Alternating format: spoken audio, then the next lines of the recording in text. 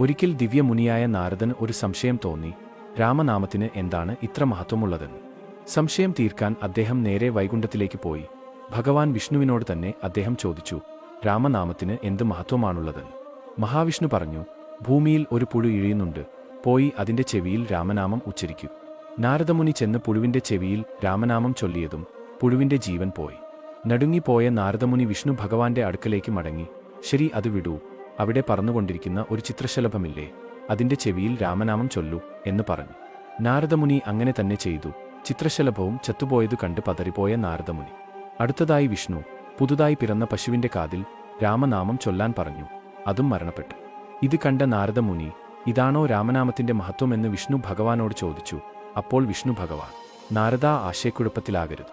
അടുത്തുള്ള രാജ്യത്തെ രാജാവിന് അല്പസമയത്തിനകം ഒരു കുഞ്ഞ് ജനിക്കാൻ പോകുന്നു, പോയി അതിന്റെ കാതിൽ രാമനാമം ചൊല്ലു. നാരദൻ വിറച്ചുകൊണ്ട് കുഞ്ഞിന്റെ കാതിൽ രാമനാമം ചൊല്ലി. രാജാവിന്റെ ശിക്ഷയെ ഭയന്ന് അവിടെ നിന്ന് ഓടിപ്പോവാൻ തുടങ്ങിയപ്പോൾ നാരദനോട് കുഞ്ഞ് സംസാരിച്ചു. അത് കേട്ട് നടുങ്ങിയ നാരദൻ, ഒരു നവജാത ശിശു സംസാരിക്കുന്നു, ഇതെങ്ങനെ സാധ്യമാകും? അദൃശ്യനായ എന്നെ എങ്ങനെ തിരിച്ചറിഞ്ഞു? എന്താ നാരദ, എന്നെ അറിയില്ലേ? എന്റെ ഇപ്പോഴത്തെ അവസ്ഥയ്ക്ക് കാരണം നീയാണ്. മണ്ണിൽ പുഴുവായി കിടന്നിരുന്ന എന്റെ ചെവിയിൽ രാമനാമം ജപിച്ച് നീ എനിക്ക് പുണ്യം നേടിത്തന്നു. അതിന്റെ ഫലമായി അടുത്ത ജന്മത്തിൽ ഞാൻ ഒരു ചിത്രശലഭമായും ഒരു പശുക്കിടാവുമായും ജനിച്ചു.